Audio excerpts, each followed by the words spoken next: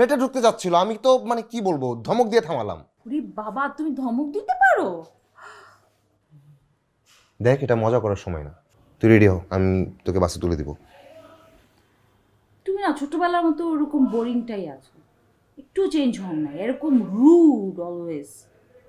কেমন মনে আছে একবার ওই যে শাপলা বিলে নৌকা চালাতে গিয়েছিলে, শাপলা তুলবে, আমি কতবার বললাম তোমাকে আমাকে নিয়ে যাও নিয়ে যাও, কত কাঁদলাম, নিলা না, আমাকে নিলাই না। তারপর অবশ্য আমি ইট দিয়ে আমার মাথা ফাটিয়েছেন, বদমেজাজি মায়াহীন মেয়ে কিন্তু। আমি কি বলছি, রেডি হও, বের হতে হবে। কথা বলছিস না কেন? কি বলবো, আসার পর থেকে তুই শুধু কফি খাওয়ায় রাখছো, ক্ষুধা আমার পেট চোচু করতেছে, এরকম একটা ক্ষুধার্ত মানুষকে তুমি বাসা থেকে বের করে দিবা? তোর মনে কি একটু দয়া মায়া নাই? তুমি এতটা পাশান।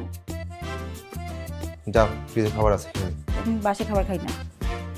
এখন আমি আপনার জন্য টাটকা খাবার কোথায় পাবো?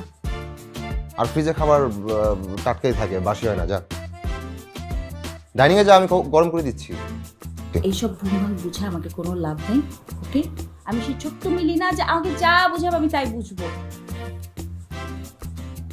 একটা কাজ করি, আমি রান্না করি, তারপর একসাথে খাই, গল্প করি, মজা হবে। তুই রান্না করবি আর সেটা খাওয়া যাবে? তুমি আমাকে চ্যালেঞ্জ করছো? হুম, তুমি তাহলে একবার আমার রান্না